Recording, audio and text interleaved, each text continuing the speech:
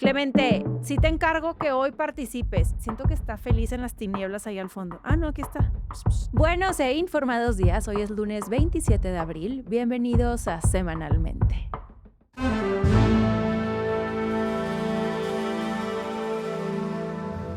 Qué gusto estar una semana más con ustedes. Ya pueden ver aquí de fondo, bueno, en dado caso que me estén viendo en YouTube, si me estás escuchando en Spotify, pues no puedes ver evidentemente, pero ya aquí quienes sí están viendo, hay cambios. Y para cerrar el mes de abril, he de decirles que este programa se viene con todo. No con buenas noticias, ojo, les estoy anticipando. Es un programa bastante denso, por decirlo menos, y también bastante interesante, con ciertos ángulos, ciertos temas, que bueno, miren, ¿para qué se las hago más larga? Vámonos directo al primer tema de esta semana, que para mí es sin lugar a dudas el tema que tiene entrelazado un tema importantísimo: la soberanía de México, la relación bilateral y con ello el intervencionismo. Vayamos a ello. Seguramente ya leyeron el título, siendo este el de la CIA, y se han de preguntar, bueno, ¿y ahora qué? Miren, este caso nos deja entrever tantas cosas que debemos analizarlo paso por paso para que juntos comprendamos la gravedad que esto conlleva. Este caso empieza con el accidente de una camioneta que se despeña en la sierra de Chihuahua en plena madrugada. Estamos hablando de una caída de más de 200 metros. El saldo siendo 4 muertos, 2 mexicanos y 2 estadounidenses. A ver, al principio esta historia pues parece ser la de un lamentable accidente, ¿no? Y me parece que al principio fue como nos enteramos, un accidente. Pero el detalle en este caso sí que lo es todo y es justo lo que nos permite dimensionar que hay algo que no termina de cuadrar, porque no estamos hablando de una carretera cualquiera, tampoco estamos hablando de un trayecto cualquiera. Estamos hablando de una zona serrana vinculada al narco. Ahí sale el argumento de que todo esto se trataba de una caravana que venía de desmantelar laboratorios clandestinos del narco. Y ahí es donde uno dice como que, wait a minute, ¿qué hacían ciudadanos estadounidenses ahí? En las primeras horas tratan de vender la explicación, digamos que más cómoda o la más fácil para salirse de la tangente. Estos estadounidenses eran personal de la embajada. Pero conforme pasa el tiempo, esa versión empieza a sentirse insuficiente, porque una cosa es un diplomático y otra muy distinta es alguien en campo, en una zona de operación, después de darle un golpe al narco. Que sepan de entrada que esto no es lo mismo y son cosas completamente distintas. Y entonces empieza el rompecabezas. Se confirma que el grupo venía de desmantelar 6 laboratorios clandestinos que detectaron con drones. Todo esto en un operativo bastante grande y que ha sido de los más relevantes en años para la Fiscalía Estatal. Ojo, Fiscalía Estatal, o sea, la Fiscalía de Chihuahua. Con esto nos enteramos que todo este tema era una acción de altísimo nivel y en ese contexto la presencia de extranjeros deja de ser un detalle y se convierte en el punto central del caso. Desde el gobierno estatal de Chihuahua dicen que esos estadounidenses no participaron en la operación en territorio y que solo estaban capacitando en el uso de drones. O sea, básicamente que su papel era técnico y de acompañamiento. Pero en la mañana le preguntan a la presidenta Claudia Sheinbaum sobre este caso y ella dice que no sabía del operativo, o sea, que al gobierno federal no lo enteraron. Y ahora pausa, porque seguro te estés preguntando, ay, ¿cómo no va a saber el gobierno federal? Ahí sí les pido que me aguanten, que al final voy a entrar más a este tema. Ya con esto vamos viendo el nivel del problema. Ahora, el argumento del gobierno de Chihuahua puede sonar muy lógico. Algo así como, mira, unos estadounidenses vinieron a capacitarnos para usar drones. Hasta que de pronto empiezan a salir reportes desde Estados Unidos. Medios como The New York Times y The Washington Post empiezan a revelar que esos 2 hombres estadounidenses eran agentes de la CIA. Y ahí, mi gente, esto cambia por completo, porque ya no estás hablando de cooperación entre países, estás hablando de inteligencia extranjera en territorio mexicano, literalmente operando en campo en un operativo vinculado al narcotráfico. Y aquí es donde la historia se pone bastante incómoda, porque en México hay una regla muy clara, al menos en papel. Sí se puede cooperar con Estados Unidos, sí se puede compartir inteligencia y sí se pueden coordinar, pero no pueden operar aquí en México sin autorización del gobierno federal. Es decir, no pueden estar en campo, no pueden ejecutar, no pueden intervenir directamente. Eso es algo no negociable porque estamos hablando de soberanía y todo esto está en nuestra Constitución. Entonces, cuando la presidenta Claudia Sheinbaum dice, pues no sabíamos de esto, lo que realmente está diciendo es algo mucho más delicado, que sí estaban ahí los agentes de la CIA, pero que estaban fuera del canal institucional, que hubo una coordinación que no pasó por donde tenía que pasar, o sea, por el gobierno federal. Y todo esto abre una grieta bastante complicada porque implica que alguien en algún nivel permitió esa presencia sin seguir las reglas. O también que simplemente ocurrió sin control, pero que sepan que cualquiera de las dos cosas es algo ya sumamente grave. Y les quiero explicar por qué, pues he leído y escuchado que lo dicen mucho, pero es importante que lo comprendamos. Una cosa es que Estados Unidos te diga, oye, encontramos algo, ahí hay un laboratorio, eso es digamos que labor de inteligencia. Pero otra muy distinta es que hay agentes estadounidenses en el terreno, viendo, coordinando, participando, aunque sea indirectamente. Eso deja de ser asesoría y ahora sí se convierte en presencia territorial. Y la diferencia entre una y otra es justamente lo que define si un país está operando en su territorio o compartiéndolo. Y cuando parecía que esto no podía ponerse peor, el LA Times publica una investigación en donde asegura que esto no era la primera vez, que estos agentes no estaban ahí de forma aislada, que ya habían participado en otros operativos en el año. Hablamos que había más de 2 operativos, que ellos iban en convoy y que incluso se vestían como elementos locales para no ser identificados. Ahí es donde uno dice, espérate tantito. Entonces, esto ya estaba pasando y simplemente no se había hecho visible. Porque claro, mientras no pasa nada, mientras no haya un accidente, mientras no haya muertos, pues bueno, ni quien sepa, ¿no? Y entonces el tema escala porque tiene que escalar y llega al Congreso. Empiezan a pedir cuentas, principalmente a la gobernadora Maru Campos, que es la gobernadora de Chihuahua, que por cierto, Chihuahua tiene elecciones el próximo año 2027, y buscan a la gobernadora para preguntar quién autorizó qué, bajo qué marco lo hicieron y con qué reglas, porque claramente están rompiendo la ley. Porque el problema es quién les permitió estar ahí, porque lo hicieron sin autorización federal. Todo esto es un tema legal, político y de soberanía gravísimo. Y aquí es donde todo esto se vuelve más interesante, porque oficialmente nadie está diciendo, sí, la CIA opera en México, pero al mismo tiempo cada pieza que sale apunta justo en esa dirección. Es como ver la sombra de algo que no se reconoce públicamente, pero que en la práctica existe, una especie de zona gris donde la cooperación se estira, pero a veces se cruza, porque seamos honestos, la relación en materia de seguridad entre México y Estados Unidos siempre ha sido muy compleja. Siempre ha habido colaboración, intercambio, siempre ha habido presión, pero también siempre ha habido límites muy claros, al menos en el discurso. Y este caso lo que hace es poner esos límites a prueba, porque al final, pues sí, lo que empezó como un accidente en una barranca termina siendo algo mucho más profundo. Esta es una ventana sumamente incómoda a cómo se está operando realmente la seguridad en México. Y la pregunta ya no es qué pasó esa madrugada, la pregunta es cuántas veces más está pasando sin que nos enteremos. Porque cuando la línea entre cooperación y operación se vuelve borrosa como está ahorita, lo que está en juego ya no es solo un caso, es quien tiene el control. Y eso, aunque no se diga abiertamente, es lo que está hoy realmente sobre la mesa. Ahora, yo les dije todo este tema de Maru Campos, de la importancia de distinguir cómo una gobernadora dice, vengan a operar. Yo les voy a platicar hoy algo que se sabe siempre tras bambalinas. Estados Unidos siempre ha buscado la forma de operar en México. Y el operativo en Chihuahua, que sepan que no es el único, han operado de esta forma en el territorio nacional. Aquí el gran tema para la gobernadora es que ella, madre, se metió en un problemón gigante. No solamente ella, sino también incluso su partido, el PAN. Maru Campos es una gobernadora del PAN, en donde pues ahorita tienen que ver la forma de salir a lavarse las manos frente a este tema de estar permitiendo que Estados Unidos intervenga en territorio mexicano y que estén operando aquí. Muchas veces los gobernadores, las gobernadoras tienen motivaciones principalmente para quedar bien con Estados Unidos. Como esta idea de si coopero con ellos puedo tener impunidad o puedo, no sé, sacar algo a mi favor.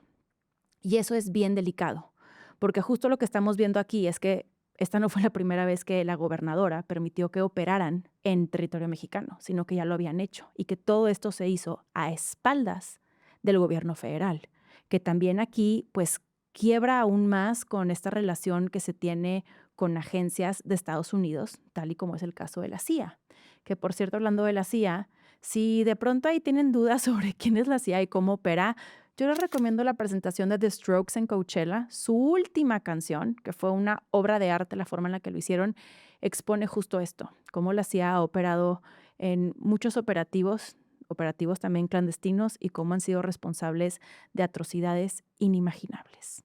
En fin, que sepan, este tema da para mucho, es apenas el comienzo y por supuesto que la próxima semana les tendré por aquí la actualización.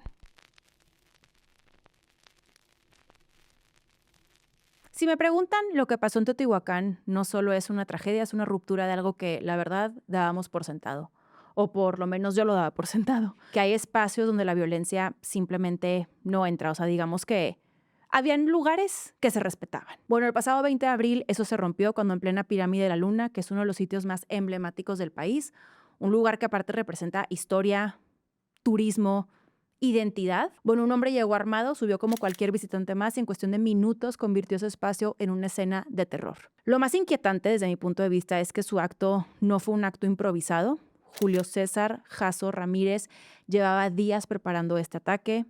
Tan llevaba días que se hospedó cerca del lugar, lo estudió, llegó aparte como Juan por su casa con un arma, municiones, un cuchillo y aparte con referencias directas a la masacre de Columbine. O sea, este hombre no solo iba a atacar, sabía exactamente qué tipo de ataque quería replicar. Yo me supongo que a estas alturas ya veo en el video de estas escenas del terror en donde ya arriba Julio César somete a la gente, los obliga a tirarse al piso y aparte empieza a amenazar. Todo esto mientras gritaba amenazas con discursos cargados de odio, odio contra extranjeros, contra mujeres y también con una frialdad, naturalidad que la verdad se vuelve todavía más perturbadora cuando uno ve los videos. Ahora, que sepan que esto no fue un estallido de violencia como los que lastimosamente conocemos, esta fue toda una puesta en escena y eso es lo que cambia todo en este caso. Lamentablemente, una turista canadiense murió, varios extranjeros quedaron heridos y mucha gente lastimada por el intento de huir de la escena. Hay algo aquí que a mí no me deja de sorprender, y es que el ataque duró alrededor de 25 minutos antes de que las fuerzas de seguridad intervinieran. O sea, estamos hablando de 25 minutos tardíos en reaccionar en uno de los lugares más visitados del país. Y esto nos dejó en evidencia tantas cosas, desde la falta de filtros de seguridad, o sea, cómo llega un pelado con un arma a las pirámides, hasta la reacción tan lenta por parte de los elementos de seguridad.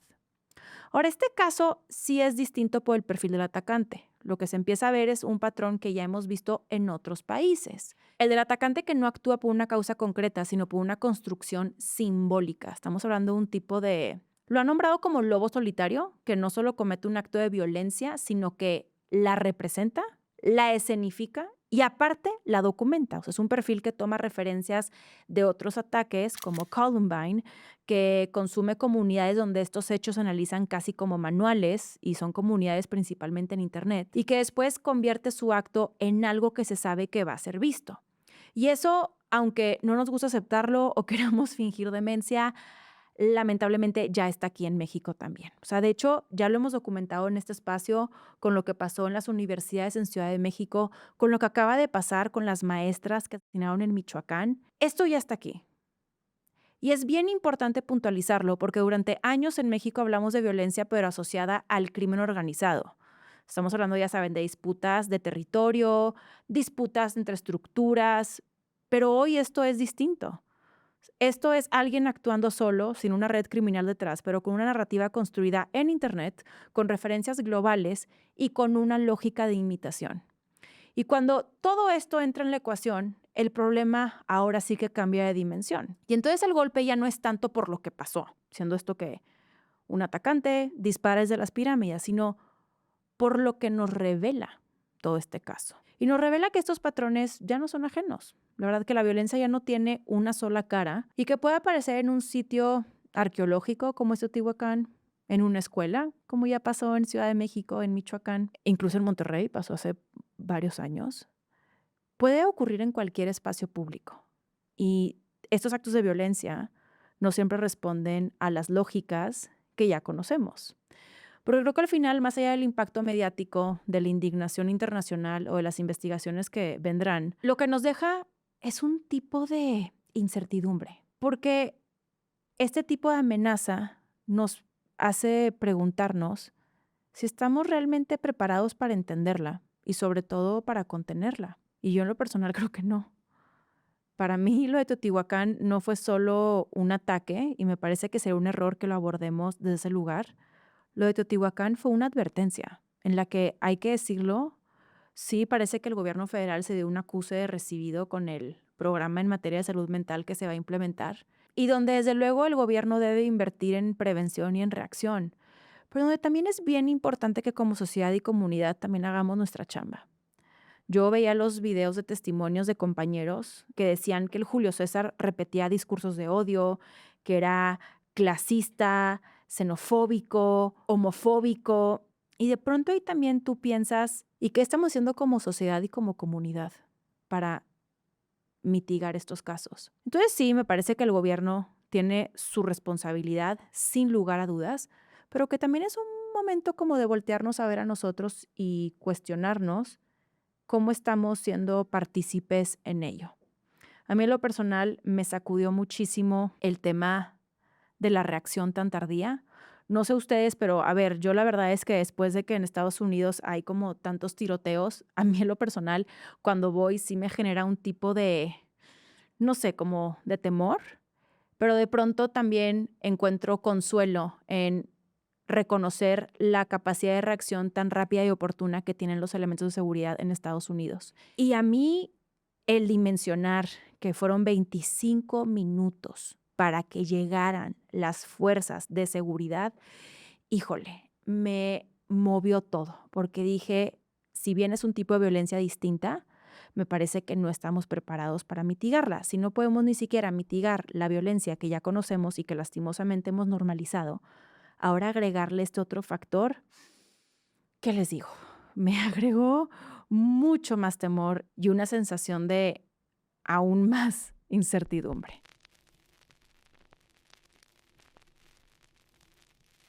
Yo les advertí que este programa iba a estar denso, iba a estar pesado. Vamos a tocar el tercer tema y miren, creo que esta semana lo que trae el programa es como un cubetazo de realidad para todos y para todas de lo que sucede en nuestro país, del gran trabajo que se tiene que hacer desde diversos frentes, no solamente desde el gobierno, sino también desde la sociedad. Y el caso de Edith Guadalupe, a mí en lo personal, me rebasó. Me supongo que ya estamos un poco al tanto de que Edith Guadalupe salió en una entrevista de trabajo y nunca más regresó a su casa. Ahora, su caso no empieza con un hallazgo, empieza con algo sumamente cotidiano, que es lo que a mí en lo personal me mueve aún más. Estamos hablando de una mujer de 21 años que salió a una entrevista de trabajo. Edith salió de Iztapalapa, le avisó a su gente cercana a dónde iba y como ya toda mujer prevenida que tiene este constante miedo respecto a dónde va y que sus seres queridos estén al tanto, mandó su ubicación antes de entrar a un edificio ubicado en Avenida Revolución. Y ahí, en ese momento que la verdad debería ser completamente normal, se rompe todo. Edith entra a las 4:45 de la tarde a este edificio y ya nunca vuelve a salir de ese lugar.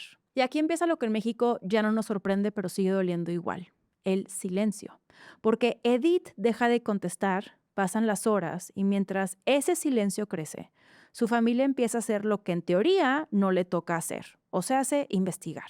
Ellos reconstruyen su ruta, ubican el edificio, llegan esa misma noche al edificio, preguntan por Edith y el vigilante dice, yo no la vi. Pero la mamá de Edith no compra esa versión y desde el inicio tiene la certeza casi intuitiva, como todas las madres, de que su hija estaba ahí adentro. Y mientras adentro ya había pasado lo peor, afuera empieza una carrera contra el tiempo, pero no desde el Estado, sino desde la familia. Y entonces aparece un detalle que deja de ser detalle y que se convierte en algo gigantesco, siendo esto que las cámaras del edificio se caen justo en el momento clave, en la ventana exacta en la que Edith entra al edificio y en donde es asesinada. Como que qué casualidad tan precisa, ¿no? O qué sistema tan conveniente para quien necesitaba no ser visto. La familia denuncia en la madrugada, o sea, a la 1 de la mañana, y la autoridad les pide esperar, argumentando que seguro Edith se fue por su cuenta. E incluso les llegan a mencionar que con dinero se puede agilizar la búsqueda.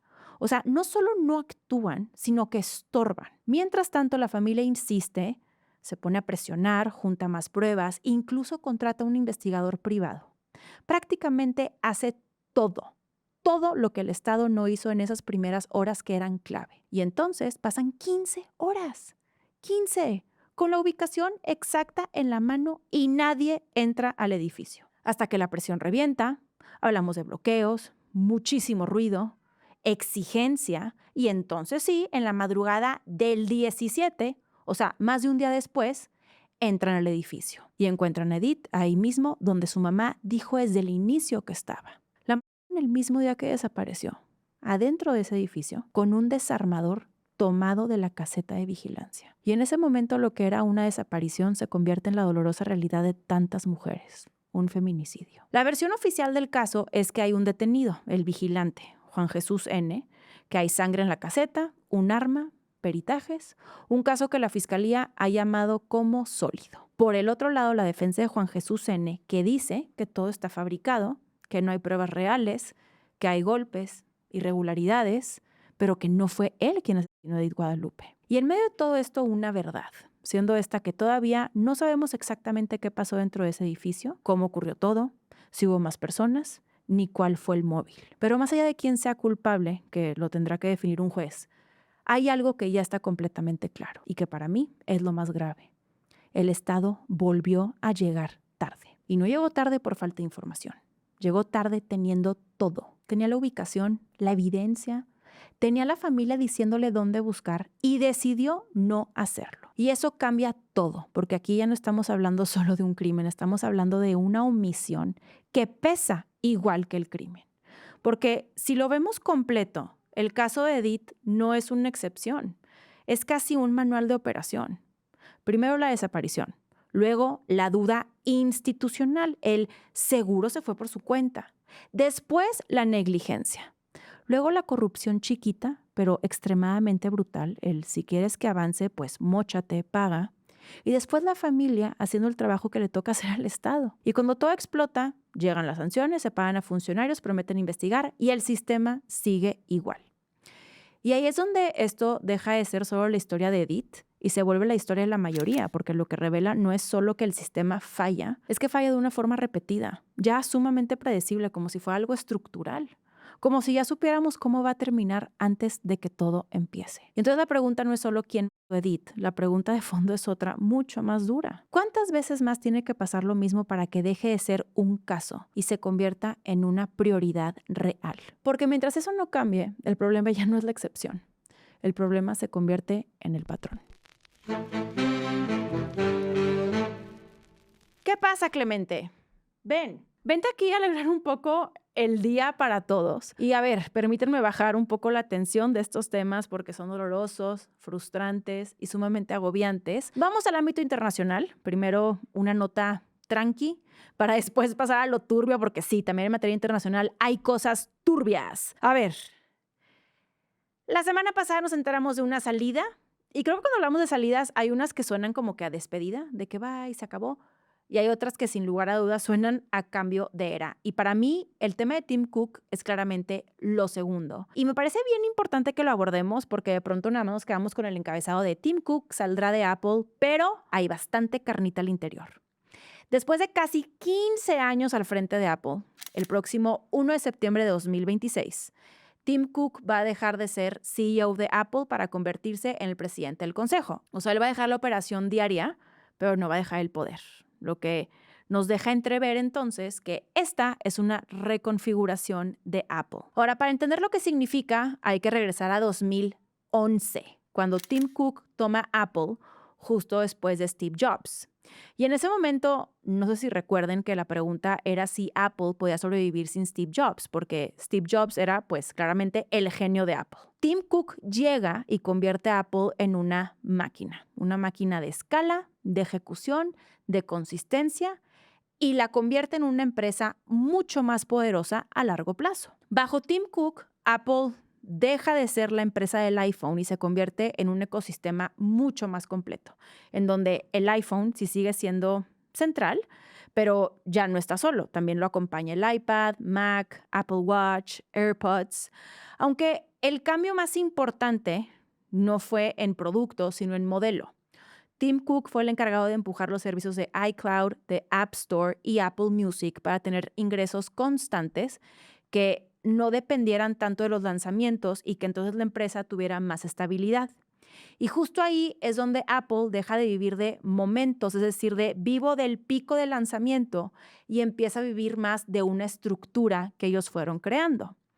¿Cuál fue el resultado de todo esto? Bueno, que Apple se volvió una de las empresas más valiosas del mundo, creciendo alrededor de 3.6 billones de dólares en valor durante la gestión de Tim Cook. Así que Tim Cook no fue solo el CEO del momento, sí fue el CEO del proceso en donde Apple deja de ser solo una empresa de tecnología y se convierte en un actor sumamente global con una postura muy fija. Y justo cuando todo eso ya está consolidado, porque ya lo consolidaron, entonces decide moverse. Y aquí es bien importante el relevo, porque no es cualquiera. Entra John Ternus, que él no es financiero, tampoco es un operador.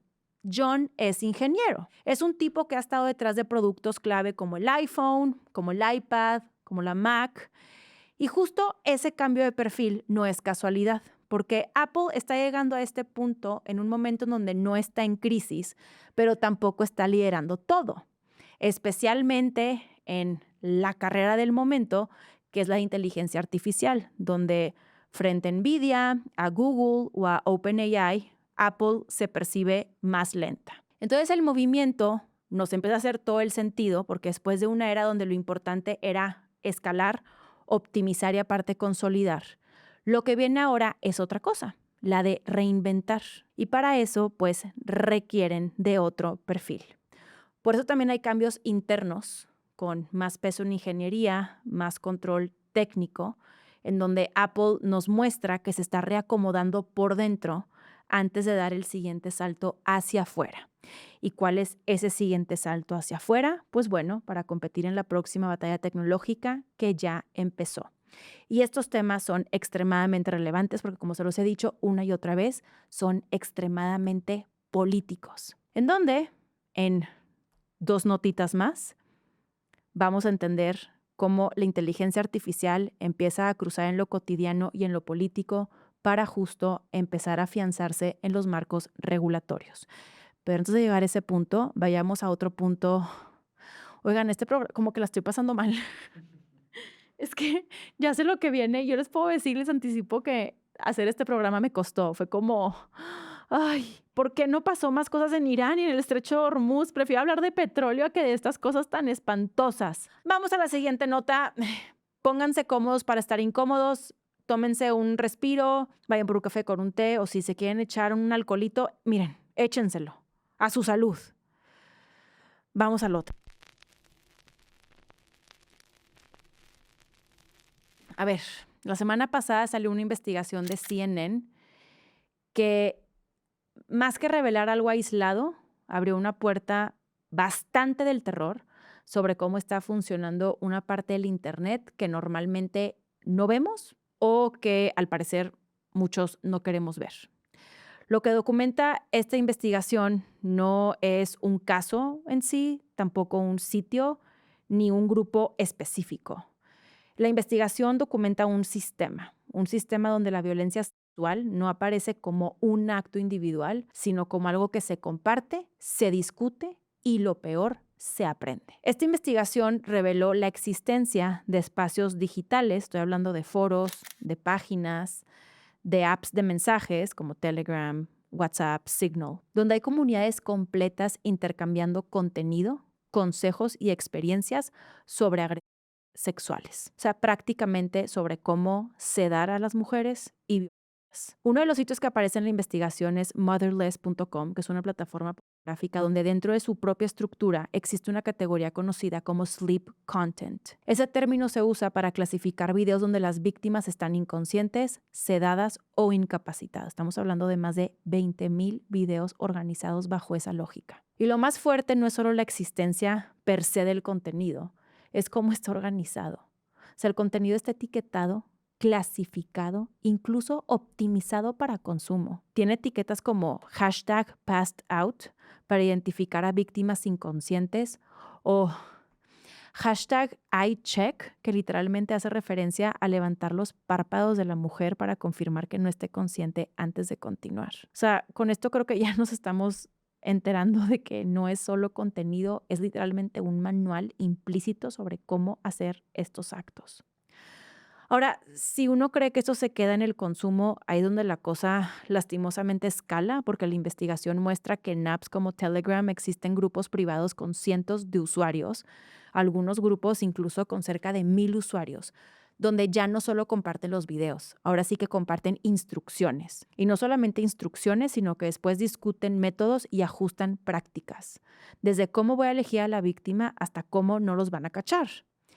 Y dentro de todo eso aparece uno de los elementos más delicados, que es el uso de sedantes. Se registraron conversaciones donde se recomienda qué sustancias usar, aparte cómo administrarlas, incluso cómo ajustar dosis para evitar que la víctima muera. Y no que la víctima muera por evitar su muerte, sino para poder seguir grabando o repetir el acto. Y aquí es donde la lectura de este caso cambia por completo porque ya no es solo un problema de contenido ilegal en Internet, es un entorno de aprendizaje. Por eso todo el término alrededor de la investigación es el de Rape Academy, porque son espacios donde la gente aprende, replica y perfecciona estas conductas. Imagínense como si fuera un tutorial colectivo, pero de lo peor que te puedas imaginar.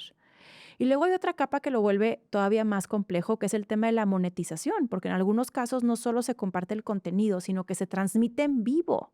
O sea, imagínense la locura de lo que estoy platicando. Se cobra por entrar a ver el contenido. Y entonces la violencia se está convirtiendo en un producto de consumo en tiempo real.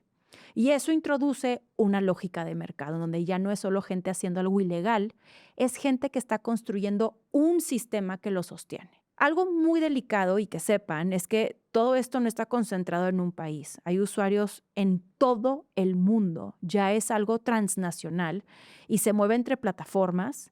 A veces se adapta o incluso cambia de canal cuando lo detectan. De tal forma que el punto deja de ser si existe o no este tipo de contenido, porque claramente existe, sino el punto es que estamos frente a algo más estructural, algo que no está funcionando como la excepción, sino como toda una dinámica. Estamos hablando de un espacio donde la violencia no solamente ocurre y se lleva a cabo, sino que se normaliza, se comparte y se busca perfeccionar. Y si me preguntan a mí, eso cambia absolutamente todo, porque cuando la violencia se convierte en comunidad, esto ya deja de ser un acto aislado y entonces se vuelve un problema de sistema. Y los sistemas lastimosamente no se corrigen eliminando un video o cerrando un grupo. Los sistemas aprenden a adaptarse y eso es lo que hace que este tema sea tan perturbador, tan incómodo, tan terrorífico porque nos deja en evidencia que no estamos viendo un error del Internet, estamos viendo una de sus formas más oscuras, funcionando exactamente como fue diseñado, conectando gente, incluso cuando lo que los conecta es cómo violar a mujeres.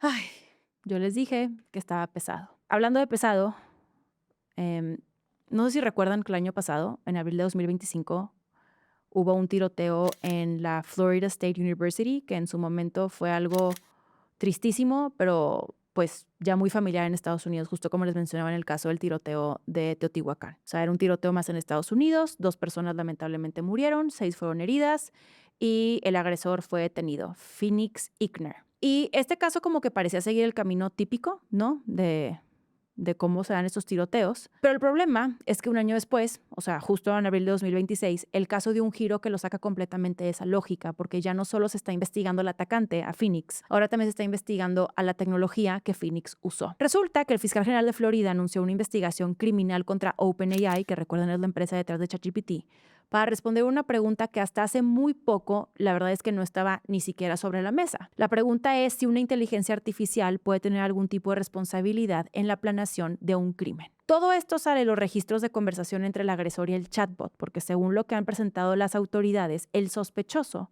habría usado ChatGPT para hacer preguntas bastante específicas.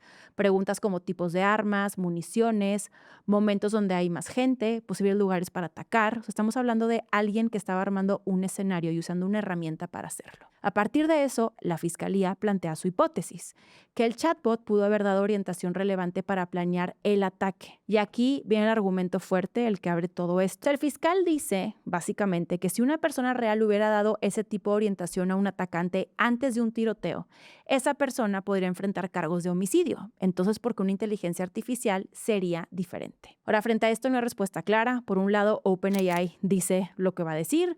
ChatGPT no promovió nada, que no incentivó el ataque y que solo genera respuestas con información general que ya está disponible en Internet y que además colaboraron con las autoridades en cuanto se identificó la cuenta. La postura de OpenAI es bastante tajante, siendo esta la herramienta no responsable del crimen. Pero del otro lado, las autoridades dicen, a ver, espérame tantito, no es solo si lo promovió o no, es si facilitó algo. Y esa palabra facilitar es la que cambia absolutamente todo, porque aquí hay una línea muy delgada. Una cosa es que una herramienta responda a preguntas generales y otra es que esas respuestas en contexto le ayuden a alguien a ejecutar algo. Y el problema es que no sabemos exactamente qué se dijo, porque no se han hecho públicas las conversaciones completas, no sabemos si las respuestas fueron vagas o si fueron lo suficientemente específicas como para marcar una diferencia. Y en ese vacío es donde cada quien está construyendo su versión. Todo este caso deja de ser solo sobre un tiroteo y se convierte en algo mucho más grande, porque lo que realmente se está discutiendo es hasta dónde llega la responsabilidad de una inteligencia artificial.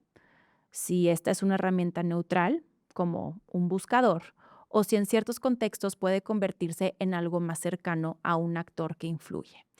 Y esto pasa justo en un momento donde Estados Unidos ya está discutiendo cómo regular la inteligencia artificial, afortunadamente. Entonces, este caso ya no es solo un caso, es un precedente en construcción, tal como lo que pasó con Meta y Mark Zuckerberg, ¿se acuerdan que les platiqué? Porque dependiendo de cómo se resuelva, puede definir si las empresas de inteligencia artificial van a empezar a ser responsables por lo que sus sistemas dicen o si la responsabilidad se va a quedar completamente del lado del usuario. Y aquí es donde se pone realmente interesante, porque en el fondo la pregunta es si una herramienta que responde está ayudando o solo está reflejando lo que le piden. Porque la verdad, si cruzamos esa línea, el impacto no es solo para una empresa, es para todo el ecosistema. Así que bueno, vaya como todas las cosas se empezaron a conectar entre sí, como un ataque en Teotihuacán que habitó en foros de discusión en Internet. Ahora lo trasladamos a un ataque, a un tiroteo en Florida y cómo un hombre se ve apoyado en herramientas de inteligencia artificial y hasta dónde sí y hasta dónde no llega la responsabilidad. Para cerrar un poco la sección internacional, contarles que se aplazó el cese al fuego por parte de Trump hacia Irán. Iban a tener una reunión en Pakistán. La reunión no se dio, pero las pláticas siguen con estiras y aflojes, Irán también actuando, Estados Unidos respondiendo, pero hoy no hay una actualización como tal, así como para una sección. Bueno, esta es una mini sección que les creamos de mini actualización, pero que sepan que vamos a ver qué pasa en los siguientes días. Por lo pronto, el cese al fuego se aplaza durante 3 semanas mientras buscan llegar a un acuerdo.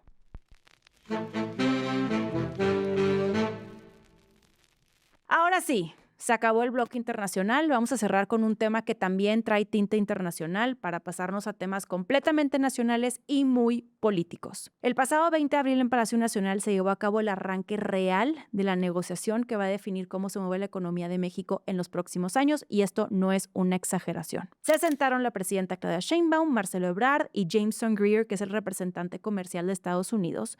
Y aunque papel este fue un encuentro de poco más de una hora, en realidad lo que se estaba jugando ahí era el tono de toda la revisión del TEMEC, en donde este tema no consiste en solo revisar las cláusulas del tratado, sino en redefinir cómo compiten, producen y se conectan México y Estados Unidos. El asunto se puso bastante interesante porque la reunión no se quedó solamente en Palacio Nacional. Después, Greer se fue al Club de Banqueros para sentarse con técnicos y con empresarios mexicanos, lo que nos deja entrever que esta negociación no se está dando en una sola mesa. Esta negociación se está jugando en 3 niveles al mismo tiempo, en nivel político, técnico y empresarial. O sea, no solo es lo que acuerdan los gobiernos, es lo que presionan las industrias, lo que defienden las empresas y lo que cada país está dispuesto a ceder. Y justo en ese ir y venir pasa algo que parece, pues como algo podría ser insignificante y irrelevante, pero la verdad no lo es. Estamos hablando de este gesto de Jameson Greer al salir de la reunión, que el gesto se volvió viral porque se interpreta como una incomodidad, o sea, como un tipo de tensión y porque de pronto hace que la narrativa cambie por completo. Porque aunque oficialmente todo va bien, ese tipo de señales nos dejan ver que la conversación evidentemente no está siendo ni tantito tersa. Y la razón del por qué no está siendo tersa es muy simple, y es que Estados Unidos ya no quiere el mismo modelo de comercio. Punto. O sea, Greer lo dijo tal cual. Él dijo que los aranceles se van a quedar, porque para ellos son una herramienta para proteger a sus trabajadores. Así que todo indica que ya no están apostando por libre comercio puro. Estados Unidos está apostando por comercio controlado. Y eso nos pega directo en cosas fundamentales, como el acero, el aluminio, pero también algo que es mucho más profundo, siendo esto las reglas del juego. Porque si endurecen reglas de origen y frenan el offshoring, que es básicamente que empresas se muden a México para producir más barato y vender en Estados Unidos, entonces México deja de ser ese puente perfecto para entrar al mercado estadounidense, que es algo que nos ha beneficiado enormemente durante muchos años. Y ahí entra Ebrard con una postura bastante interesante, porque él no se engancha con la nostalgia del libre comercio, como, ay, es que en el 94, cuando lo hicimos, o sea, ya Ebrard salió a decir, no vamos a fingir que esto es como antes, pero sí vamos a intentar bajar los aranceles y defender nuestra competitividad. O sea, él ya entiende que el mundo cambió, pero también que México no puede aceptar cualquier condición sin negociar. Así que estamos frente a dos países que siguen siendo socios obligados, porque estamos hablando de una relación comercial de casi 900,000 millones de dólares al año, pero que ya no están viendo el comercio de la misma forma. O sea, Estados Unidos quiere controlarlo más y México quiere seguir siendo competitivo dentro de ese control. Y en medio se encuentra una negociación que apenas está empezando con fecha ya puesta, marquen sus calendarios, para el próximo 25 de mayo. Pero bueno, aunque no ha llegado la fecha, desde ahorita ya sabemos que las tensiones están ahí, completamente visibles desde el día 1. Porque miren, más allá del gesto ese viral o de la foto en Palacio, lo que está pasando aquí es mucho más profundo, y es que el TEMEC ya no se va a renegociar en un mundo de globalización abierta, se va a renegociar en un mundo que se está cerrando poco a poco, lo que nos lleva a preguntarnos cuánto puede cambiar México sin perder el lugar que hoy tiene en la economía de América del Norte. Y si me preguntan a mí, pues bueno, desde mi punto de vista, la verdadera negociación está justamente ahí. Vamos a lo que pasó en estos días dentro del gobierno y de Morena. Yo sé que están seguramente esperando el chismecito, así que ahí les va, porque evidentemente no estamos aquí enfrente a lo que se puede percibir como simplemente cambiar de nombres. La verdad es que estamos evidenciando un reacomodo de poder, digamos que bastante quirúrgico, de esos que, la verdad, si los analizamos bien, nos dicen exactamente hacia dónde se está moviendo el proyecto. Todo esto ocurrió en cuestión de días y digamos que casi en bloque, y todo pasa por las manos de una persona, la presidenta Claudia Sheinbaum. A ver, primero sale Citlali Hernández del gabinete. Ella deja la Secretaría de las Mujeres, que es una dependencia de nueva creación, y se mueve directo al corazón operativo de Morena. El corazón operativo es la Comisión de Elecciones y Alianzas, que de forma así como muy resumida, ahí se decide quién va a contender, quién no va a contender y con quién se va a negociar. A Citlali la mandaron a donde se gana o se pierde el poder. Y eso ya te empieza a marcar la lógica, pues digamos que más de operación política rumbo a 2027, especialmente con los aliados, el Partido Verde y el PT, que en los últimos meses estaban entre que rompiendo con Morena y ahí medio rebeldillos, ¿verdad? Luego viene el movimiento que sí levanta mucho más cejas a pesar de que ya estaba cantado, el de Luisa María Alcalde. Empiezan los rumores de que sale de la dirigencia de Morena. Ella dice, yo salgo solo si me lo pide la presidenta, y pues que se lo pidieron. A ella le ofrecen la consejería jurídica del Ejecutivo, que en papel es un cargo técnico, pero en la práctica es donde se diseñan las decisiones legales del poder presidencial. Es, pues digamos que un puesto muy importante. Es el papel que en su momento tuvo Julio Scherer. Luisa María, que para mí me pareció muy desatinado que saliera a decir como voy a tomarme un momento y lo voy a pensar. Ok, siento que no fue la mejor respuesta, pero al final de unas cuantas horas dijo, órale va, gracias mi presidenta, me voy de consejera jurídica. Y con eso deja Morena. Aún no sabemos quién va a tomar ese lugar, se rumora que es Ariadna Montiel. Pero aquí hay que leer entre líneas porque sacas a la presidenta del partido y la metes al gobierno y al mismo tiempo empiezas a reorganizar Morena con perfiles mucho más alineados a lo que viene. Y que sepan que esto no es casualidad en lo absoluto, es meramente control. Y mientras eso pasa adentro, también hay movimiento hacia afuera. Saldrá Esteban Moctezuma de la embajada en Estados Unidos y va a entrar un perfil mucho más económico y técnico en un momento donde la relación con Washington, la verdad es que no está para diplomacia, digamos que suave entre cuates. Hoy la diplomacia está para una negociación sumamente dura, sobre todo con el tema del Temec encima y con lo que les acabo de platicar que es un broncón. Entonces, este movimiento no es solo cambiar al embajador. Ojo, por eso les digo, hay que analizar. Este movimiento es ajustar el tipo de interlocución que México quiere tener con Estados Unidos justo cuando vienen presiones comerciales fuertes. Y cuando aparte tienes casos como el de Chihuahua, donde te deciden mandar agentes estadounidenses para operar en tu territorio. Ahora, si juntamos todo esto, el patrón se vuelve bastante claro. La presidenta ya está moviendo piezas en 3 niveles al mismo tiempo. En el nivel del partido, del gobierno y en relación exterior. A Citlali la manda a operar elecciones, a Luisa María la trae al núcleo del poder legal y en Estados Unidos está cambiando el perfil para una etapa más económica que política. Con esto tenemos un reordenamiento interno que busca algo muy específico. Tener control del partido, una alineación en el gabinete y una mayor capacidad de negociación afuera de México. Que sepan que al final esto no es solo un ajuste de posiciones, es el inicio de una nueva etapa donde el gobierno tiene que entrar en modo de consolidación. Y justo más en este momento que van a ver cómo va a empezar el salpicadero y el saltadero porque se vienen las elecciones. Y con todo esto, las preguntas para analizar bien lo que sucede ya cambian. Porque las preguntas ya no son ¿quién va a llegar? ¿Quién llega? No, las preguntas son, y el análisis está en ¿quién opera? ¿Quién está decidiendo y quién tiene la última palabra cuando empiezan las presiones de verdad? Y si me permiten darles mi opinión, por lo que estamos viendo, esa respuesta, en mi parecer, es cada vez menos difusa. Bueno, el alto comisionado de la ONU, Volker Turk, vino a México a revisar el tema de las desapariciones.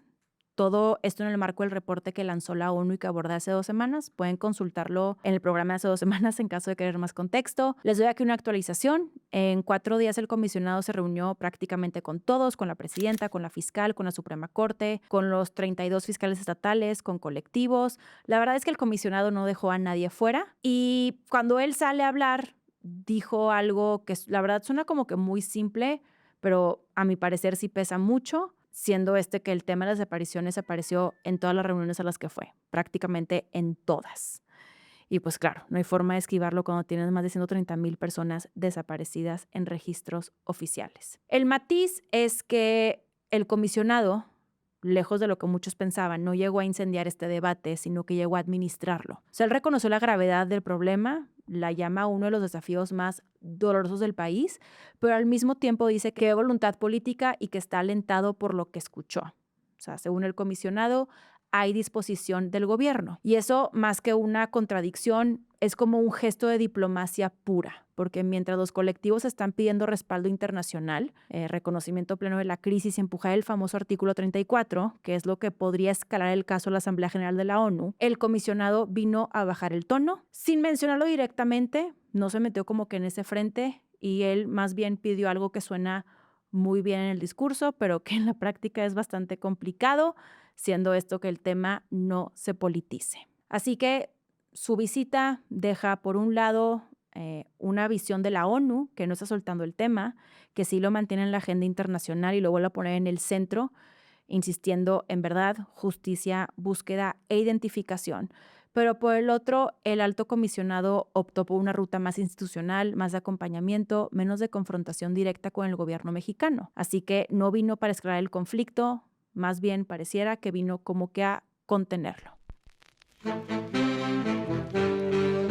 Para cerrar el programa de hoy, les tengo una buena noticia. La captura de Fernando Farías Laguna, el contraalmirante de la Marina, A él lo detuvieron en Argentina. El hombre se metió a Argentina con pasaporte guatemalteco, una identidad falsa. Creo que es importante que ubiquemos que Fernando Farías Laguna es contraalmirante de la Marina, que es un mando altísimo entre una de las instituciones más cerradas y más disciplinadas del país. Y se le acusa de formar parte de una red de huachicol fiscal, que como saben es básicamente meter combustible al país con trucos legales o directamente ilegales para no pagar impuestos ni cumplir controles. Todo este caso nos ha dejado entrever que los involucrados también son funcionarios de altísimo nivel, como es el caso de este contraalmirante. Esta es una gran noticia en el sentido de que lo capturaron en Argentina. La captura se dio con apoyo internacional, con apoyo al Interpol, con cooperación entre países. Y ahora se viene lo importante, porque la detención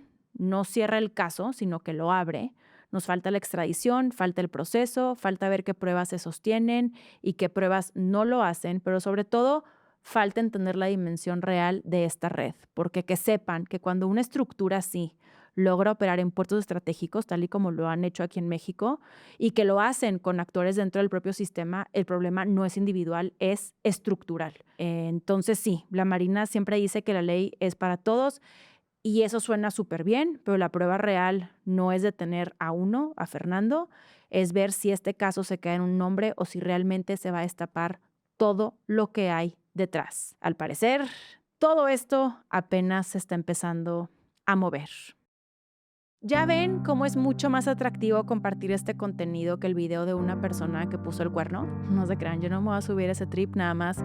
Lo único que sí me dio a pensar muchísimo fue cómo hay comunidades y hay personas extremadamente dispuestas a unirse a un reclamo generalizado y cómo yo con esta mente tan esperanzadora y optimista que tengo llega a pensar que probablemente podamos llegar a movilizar así a miles de personas en torno a casos que sí nos atraviesan, casos como todos los que les acabo de platicar en este programa y que transcurrieron justo al mismo tiempo, ¿no?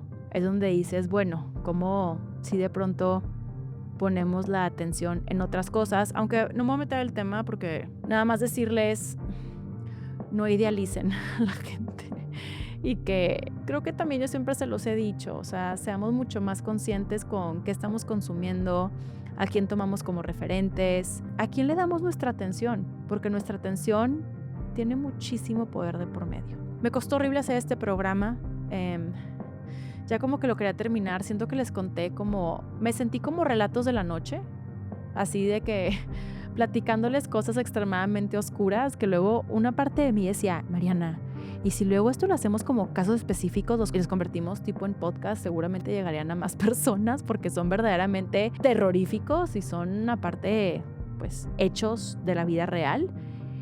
Pero me costó mucho, se me hizo demasiado pesado, como muchas cosas sucediendo al mismo tiempo. Creo que hoy, por el bien de todos, vamos a concluir el programa, que no me gustó cómo cerramos abril, pero tampoco crean que me encantó cómo lo abrimos. No sé, solamente cierro hoy esperando que esta semana nos encuentre con noticias un poco más propositivas. Yo hasta incluso queriendo buscar una noticia más propositiva, les digo que hasta estoy tristísima porque fue el último juego de André-Pierre Gignac en liga regular en Tigres, entonces ya, se acabó el programa, no sin antes agradecer. Clemente no sé dónde está, o sea, Clemente, ven a alegrar el día de todos, por favor. Se los voy a traer para que cerremos contentos todos. Ven un poquito, ya sé que estás explorando demasiado el nuevo set. Es que él no había venido al set y está explore, pero aquí se los tengo, nada más rápido, todos te quieren ver. Para alegrarnos el día. Gracias por acompañarme una semana más. Recuerden compartir el contenido. También ya véanos en Spotify, les dejamos aquí abajo el enlace. Y sin más, esto fue todo por hoy. Nos vemos. ¿Quieres decirles cuándo nos vemos? Nos vemos la próxima semana.